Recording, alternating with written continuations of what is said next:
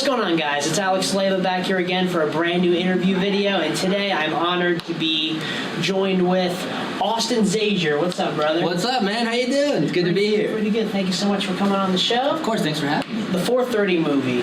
Absolutely loved it. You were awesome in it. Oh, thank you. Out of what you contributed to the movie creatively, what would you say is your personal favorite thing that you yourself brought to the film?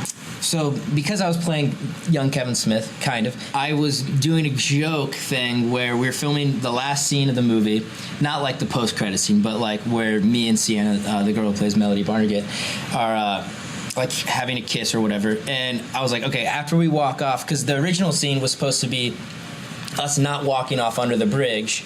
We were supposed to walk like in the other direction. And I was like, can I play director for a second? I was like, okay, we have this. Here's how I would end the movie. We have this beautiful bridge. So after we kiss, we walk off in the direction under the bridge. Instead of cutting to black yet and doing the credits, let's have the credits just roll, keep rolling with like the main credits as we walk under the bridge and talk and blah blah blah. And then he was like, yeah, let's do it. And I was like, what? And yeah, so that's kind of how that got in the movie. Wow. I don't know if he'll say that I did that or not, but it happened. So then I'd say the scenes with Justin Long, that was just us improvising the whole time, which was pretty insane. Yeah, the whole thing was imposed. Those scenes, yeah. Justin Long was just like, can we just like do our own thing for a little bit? Because his character actually had a lot of things cut from it. Where essentially his character was doing this thing called the popcorn trick, where he puts his penis in a bucket and like walks around the movie. But then that got cut from the whole scene got cut. So then he just threw in this whole Rocky bit and everything. So which is just us ad-libbing throughout. I always remember what Kevin Smith said, like starting from when he first worked with him on Live Free or Die Hard on, that he is like one of the best ad-libbers. And so yeah, he comes up with the best just lines. I feel like that it's you can't even write it kind of thing. Exactly. It's so perfect. It's like it's just so in the moment where it just fits so well. So yeah, exactly, it's perfect. Yeah, and I was just kind of rolling with him in the scene, being like, oh, what, that was the climax. And he's like, oh, he climaxed, and that was like one of the biggest laughs in the movie, and that was just completely made up. You know what I mean? Exactly. So, yeah, I love that scene. So what scene in the movie are you the most like heartbroken that didn't make the final cut? Oh, honestly, it was one that we performed earlier on stage here for this panel that me and Trevor did, who plays Elias in Clerks 2 and 3. Evan, we're gonna pay for one movie in the theater. Okay, good. I need to believe that you are a human being and not a ghost. Pretend for 5 minutes for the people to be an actual person. Fuck! That is perfect. That's it. And action. The scene where my mom, played by Rachel Dratch, basically picks up a donut that has Brian David's is used. It was a cum donut. And I don't know how PG your channel is or not. No, it's rated R. You can just say what it is. He fucked a donut. Yeah, I fucked a donut. I masturbated into a donut. American Pie the donut. Yeah. And in the first scene of the movie, that's like, if you see it, I'm looking at the donut and then I have sex with it because I was talking to the girl. And then cut to like an hour or two later, my mom finds it in the trash and she picks it up and she's like, "You're just throwing out perfectly good donuts? What are you doing?" I'm like, "Mom, put that. No, I like it. You don't want that donut." She's like, "It's great. You can just kiss it up to God. I'll eat it right now." And I'm like, "No, you won't." And I take the donut out of her hand and I throw it. And then there's a whole other scene with my dad.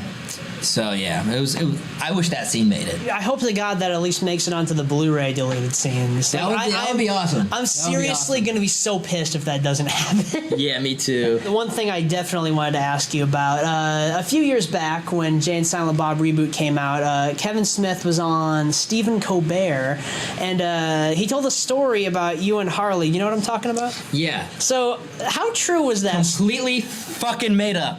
That was made up.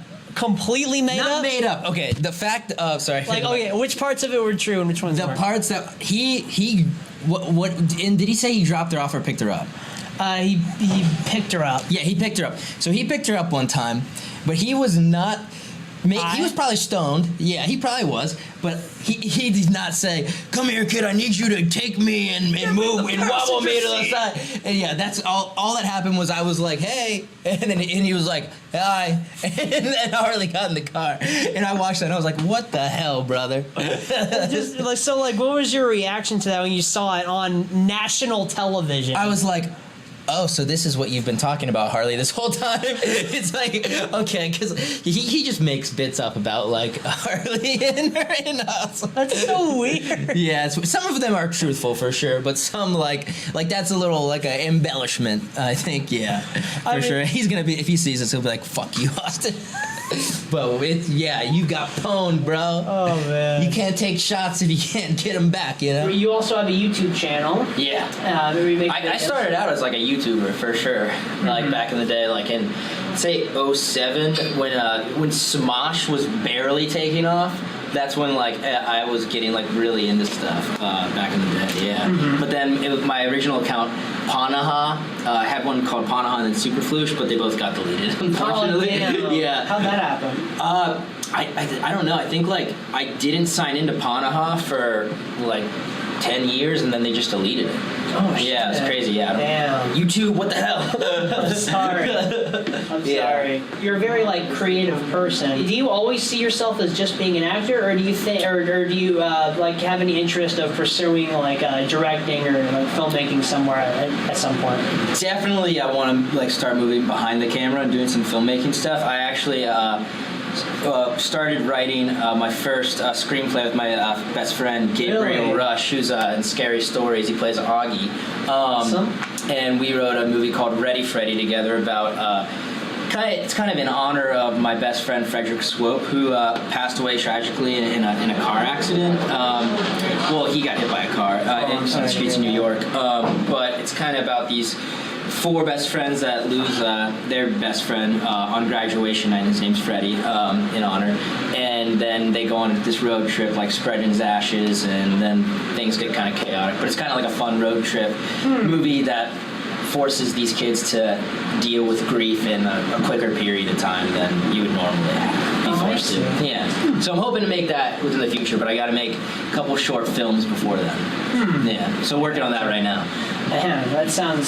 So definitely want to direct and write. That sounds really deep for sure. So like, yeah, it's definitely a comedy, but yeah, but like with some dramatic elements though. Yeah, it's just like real comedy. I feel like.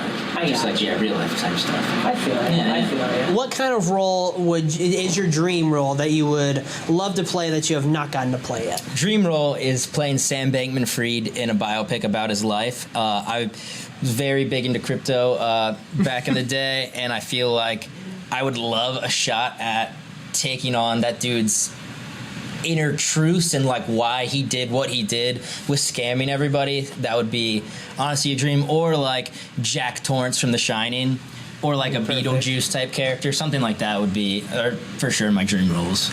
But sure. I hear that they're making an FTX movie about Sam Bankman-Fried, so that's I want an audition for that for sure. Yeah, thank you so much for having me. I have a YouTube channel too. If you want to see videos, it's Austin Zajur Life, and you're awesome. All your videos are awesome. Make sure to subscribe to his channel. Thank you so much. I appreciate it, man. Check everything else out. That's right. The link to his YouTube channel and Instagram will be in the description below. Give him a follow, give him a subscribe, as well as the link to my Instagram is going to be in the description below. Austin, dude, thank you so much for joining me. Thank you. I really appreciate it, man. And yeah, thank you guys for checking this out, and we'll see you later. Yeah, peace out. Later, guys. Nice, dude. Yeah. Good job. If you want, bro. Right here.